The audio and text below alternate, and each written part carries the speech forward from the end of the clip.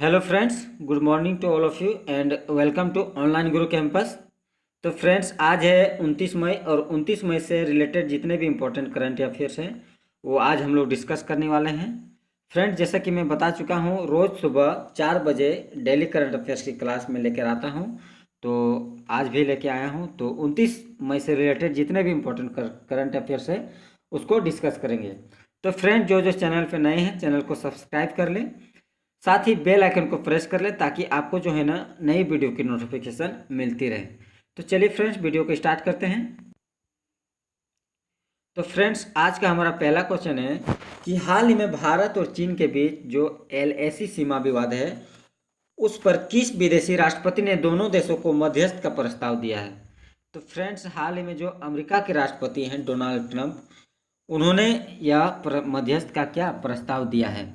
तो फ्रेंड्स, इससे रिलेटेड जो इम्पोर्टेंट पॉइंट है वो याद रखिएगा कि फर्स्ट ऑफ ऑल ये है कि अमेरिकी प्रेसिडेंट डोनाल्ड ट्रंप ने कहा कि चीन और भारत की सीमा विवाद पर अमेरिका जो है मध्यस्थता के लिए तैयार है और इसके लिए उन्होंने दोनों देशों की सरकारों को क्या सूचना दी है।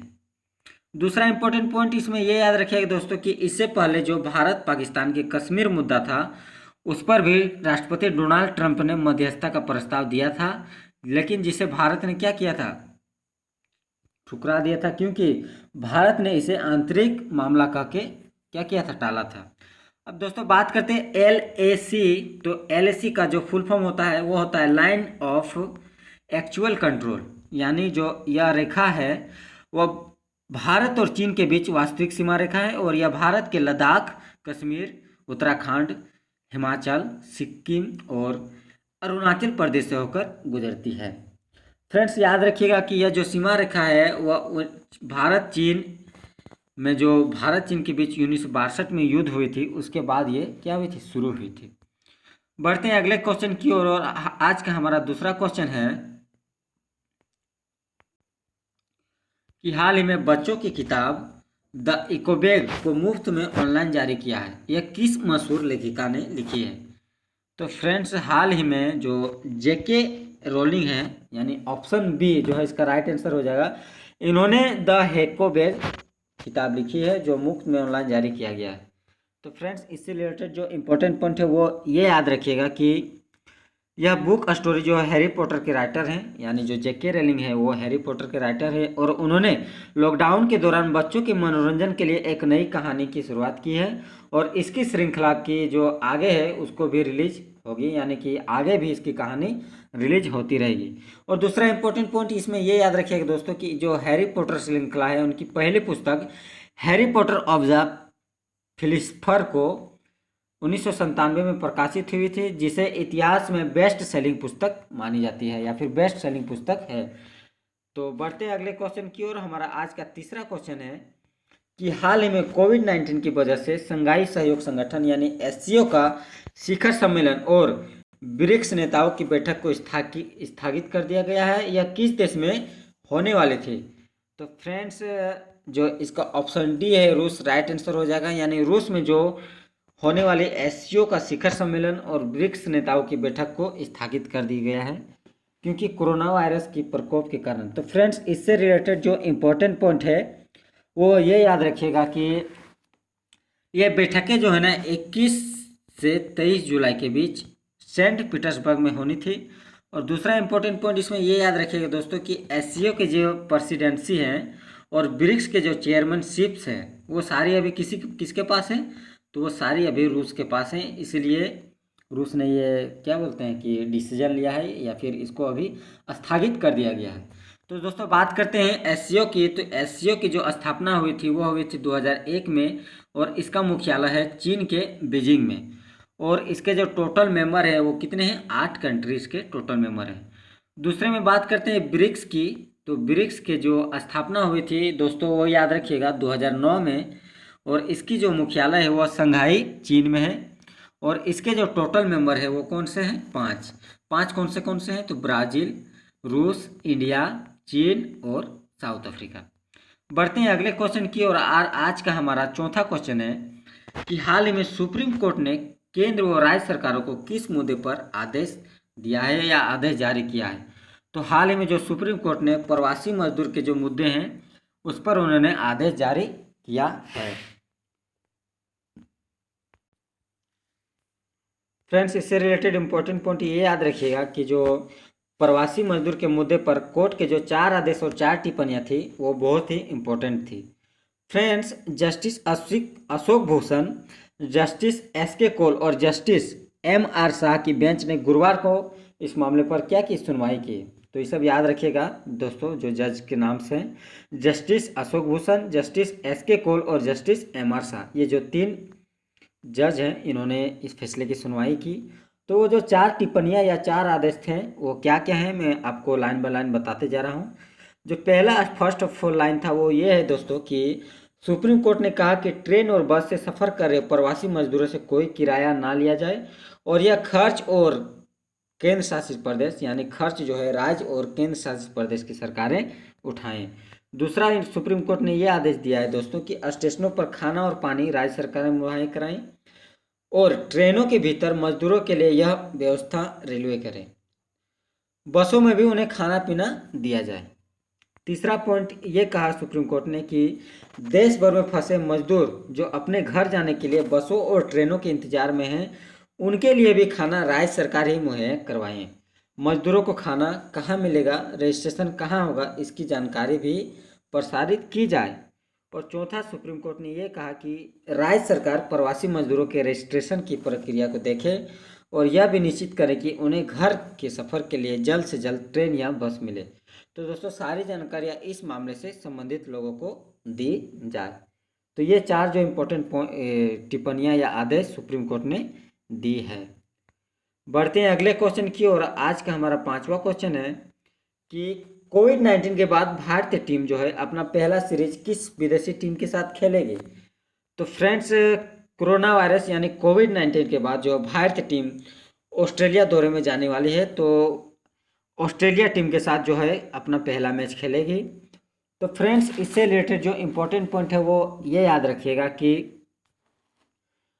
भारतीय टीम जो है दिसंबर जनवरी में जो है ऑस्ट्रेलिया दौरे पर जाएगी और ऑस्ट्रेलिया दौरे पर 3 T20, 4 टेस्ट और 3 वनडे की सीरीज खेलेगी या फिर खेलेगी। इसकी शेड्यूल जो है अभी तक तय हो गई है। और दूसरा इंपॉर्टेंट पॉइंट ये याद रखिएगा दोस्तों कि 26 दिसंबर में मेलबर्न में जो बॉक्सिंग डे मनाई जाती है और 3 जनवरी को सिडनी में न्यू ईयर टेस्ट खेला जाएगा, यानी ये डेटें इंपॉर्टेंट हैं। नोट में ये याद रखिएगा दोस्तों कि जो ऑस्ट्रेलियाई क्रिकेट के जो CEO हैं केविन रॉबस्टन ने कहा कि मौजूदा हालात हमारे बस में नहीं है, लेकिन ऐसे में फाइनल शेड्यूल बदल भी सकते हैं। तो फ्रेंड्स, बढ़ते हैं अगले क्वेश्चन की ओर। देखिए, क्रिकेट ऑस्ट्रेलिया ने भारत के साथ साल के आखिरी होने वाले टेस्ट वनडे ट्रीसेल का शेड्यूल क्या है तय किया है। दौरे की शुरुआत जो है अक्टूबर में 3 T20 मुकाबले से होगी। पहला मैच ब्रिस्बेन में 11 अक्टूबर को होगा, दूसरा T20 14 को और तीसरा 17 अक्टूबर को खेला जाएगा। इसके बाद दोनों टीमों को T20 वर्ल्ड कप में हिस्सा लेना है और यह टूर्नामेंट 18 अक्टूबर से 15 नवंबर तक होगा। दूसरा ये याद रखिएगा दोस्तों कि इसके ख़त्म होने के बाद ऑस्ट्रेलिया टीम के बीच 3 दिसंबर से 4 मैचों की जो है सीरीज शुरू होगी। इसका पहला मैच 3 दिसंबर को ब्रिस्बेन में खेला जाएगा। भारतीय टीम जो है विदेश में अपना पहला डे नाइट टेस्ट 11 दिसंबर को एडिलेड में खेलेगी। ये भी इंपॉर्टेंट पॉइंट ये याद रखिएगा दोस्तों कि भारतीय टीम जो है अपना पहला डे नाइट टेस्ट मैच किस विदेश ग्राउंड में खेलेगी, तो एडिलेड में खेलेगी। और दूसरा सवाल ये आप तो याद रखिएगा कि कोरोना के कारण टीम इंडिया के खिलाड़ियों को दौरे पर 14 दिन खुद को आइसोलेशन में रखना होगा, जिसकी BCCI ने अनुमति दे दी है। तो ये सभी इंपॉर्टेंट पॉइंट याद रखिएगा दोस्तों। बढ़ते हैं अगले क्वेश्चन की ओर। हमारा अगला क्वेश्चन नंबर 6 है कि कोविड-19 की वजह से सोशल डिस्टेंसिंग को देखते हुए या सोशल डिस्टेंसिंग के लिए किस देश के रेस्टोरेंट्स में चाय कॉफ़ी बनाने और कस्टमर तक पहुंचाने का काम रोबोट कर रहे हैं। तो फ्रेंड्स, जो साउथ कोरिया देश है, यानी ऑप्शन डी इसका राइट आंसर हो जाएगा। तो जो साउथ कोरिया देश है वहाँ पे जो है सोशल डिस्टेंसिंग को देखते हुए एक रोबोट रखी गई है, जिसके तहत चाय कॉफ़ी बनाने और कस्टमर तक पहुंचाने का काम कर रही है। तो फ्रेंड्स, इससे रिलेटेड जो इम्पोर्टेंट पॉइंट है वो ये याद रखिएगा कि संक्रमण को रोकने के लिए साउथ कोरिया के रेस्टोरेंट के इंसानों को क्या किया, हटाया गया है और इनकी ड्यूटी सिर्फ सफाई करने और सामान की सप्लाई तक सीमित है। और दूसरा इम्पोर्टेंट पॉइंट ये याद रखिएगा दोस्तों कि कस्टमर क्या करते हैं यहाँ पे आके सिर्फ टच स्क्रीन से ऑर्डर दे रहे हैं और इसके बाद सारा काम रोबोट संभाल रहा है। दोस्तों ये याद रखिएगा कि रोबोट जो है 6 कॉफ़ी का ऑर्डर महज 7 मिनट में पूरा कर देती है। बढ़ते हैं अगले क्वेश्चन की ओर और आज का हमारा अगला क्वेश्चन है क्वेश्चन नंबर 7 कि हाल ही में किस राज्य में होने वाले 36वें नेशनल गेम्स टाल दिया गया है। यानी हाल ही में भारत के किस राज्य में 36वां गेम्स होने वाली थी जिसे कोरोना वायरस के कारण टाल दिया गया है। तो फ्रेंड्स इसका जो राइट आंसर हो जाएगा ऑप्शन नंबर ए, यानी गोवा में जो 36वां नेशनल गेम्स होने वाली थी उसे कोरोना वायरस के कारण टाल दिया गया है। तो फ्रेंड्स इससे रिलेटेड जो इम्पोर्टेंट पॉइंट है वो याद रखिएगा कि कोरोना वायरस के बढ़ते मामलों को देखते हुए नेशनल गेम्स को अनिश्चित काल के लिए टाल दिया गया है। और दूसरा इम्पोर्टेंट पॉइंट ये कि गोवा के जो खेल मंत्री है उन्होंने कहा कि नई तारीख तय करने के लिए ऑर्गेनाइजेशन कमेटी जो है सितंबर में बैठक करेगी। दोस्तों इसमें याद रखिएगा ये कि गोवा में यह गेम्स जो है 20 अक्टूबर से 4 नवंबर तक खेल होने थे। यानी यह जो गेम है वो 20 अक्टूबर से 4 नवंबर तक खेल होने थे जिसे अभी स्थगित कर दिया गया है। दोस्तों बात करें पिछले नेशनल गेम्स की तो 2015 में पिछला नेशनल गेम्स हुआ था जिसे केरल में खेली गई थी। यह भी याद रखिएगा, इंपॉर्टेंट पॉइंट्स है। दोस्तों बात करते हैं भारत ओलंपिक संघ यानी IOA। इसकी बात करें तो इसकी जो स्थापना हुई थी वह हुई थी 1924 में और इसके जो हाल ही में अध्यक्ष हैं वो कौन है तो वह है नरेंद्र बत्रा। दोस्तों और इसके जो पहला अध्यक्ष बोले तो स्थापना के समय पहला अध्यक्ष थे वो थे दोराबजी टाटा। उसकी जो थी 1927 से 28 में वो जो अध्यक्ष बने थे। दोस्तों बात करते हैं गोवा की तो गोवा की जो राजधानी है वो है पणजी और इसके जो खेल मंत्री हैं वो है मनोहर अजगांवकर। कौन है खेल मंत्री तो मनोहर अजगांवकर। बढ़ते हैं अगले क्वेश्चन की और आज का हमारा 8वां क्वेश्चन और आखिरी क्वेश्चन है कि हाल ही में किस देश ने राज्य सुरक्षा कानून को लागू करने की मंजूरी दी जिससे हांगकांग स्वायत्त क्षेत्र का दर्जा क्या छीन सकता है। जिससे हांगकांग में क्या होगा कि स्वायत्त क्षेत्र का दर्जा छीन सकता है। तो फ्रेंड्स जो है हाल ही में चीनी संसद ने यह जो है राज्य सुरक्षा कानून को लागू करने की मंजूरी दे दी है। तो फ्रेंड्स इससे रिलेटेड जो इम्पोर्टेंट पॉइंट है वो ये याद रखिएगा कि जो चीन सरकार ने बीते गुरुवार को नया सुरक्षा कानून बनाने की घोषणा की थी, इसके बाद से ही हांगकांग के लोग जो है इसका विरोध कर रहे हैं। और दूसरा इंपॉर्टेंट पॉइंट इसमें ये याद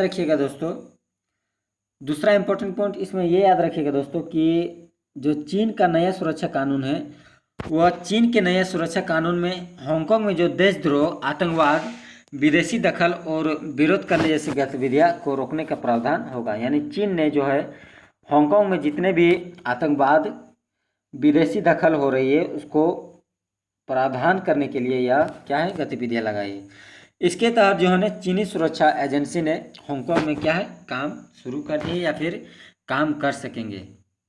दोस्तों याद रखिएगा कि राज्य सुरक्षा कानून जो है पूरी तरह चीन के क्या बोल रहे हैं कि अंडर में है, जिसके तहत उन्होंने अपनी जो है देश की सीमा या फिर अपनी जो है देश को ज़्यादा मजबूत बनाने के लिए यह सुरक्षा जो है पास की है। तो फ्रेंड्स उम्मीद है कि वीडियो आपको अच्छी लगी है। वीडियो अच्छी लगी है तो चैनल को सब्सक्राइब कीजिए, लाइक कीजिए, ज़्यादा से ज़्यादा शेयर कीजिए स्टडी ग्रुप्स में। तो फ्रेंड्स ठीक है, गुड बाय।